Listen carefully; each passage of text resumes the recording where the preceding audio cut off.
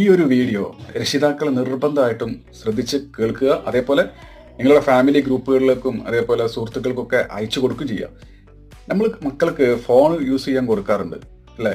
ആ ഫോണിൽ എത്രത്തോളം സെറ്റിങ്സുകൾ നമുക്ക് സേഫ്റ്റിക്കായിട്ടുണ്ട് എന്നുള്ളത് നമുക്കറിയില്ല. അതേപോലെ നമ്മൾ അതിനെക്കുറിച്ച് അറിയാൻ ശ്രമിക്കാറുമില്ല. നമ്മൾ അങ്ങോട്ട് ഫോൺ കൊടുക്കും. ഏതെങ്കിലും മാൽവെയർ ആയിട്ടുള്ള ലിങ്കുകൾ വഴിയൊക്കെ അശ്ലീലമായിട്ടുള്ള വെബ്സൈറ്റുകളിലേക്കൊക്കെ വഴിതെറ്റി പോകാനുള്ള സാധ്യതകളുണ്ട്. എന്നാൽ നമുക്ക് അല്പമെങ്കിലും ഒരു നോളജ് ഉണ്ട് എന്നുണ്ടെങ്കിൽ നമുക്കൊക്കെ അത് തടയാൻ പറ്റും. പക്ഷെ നമ്മളതിനെക്കുറിച്ച് ശ്രദ്ധിക്കാറില്ല.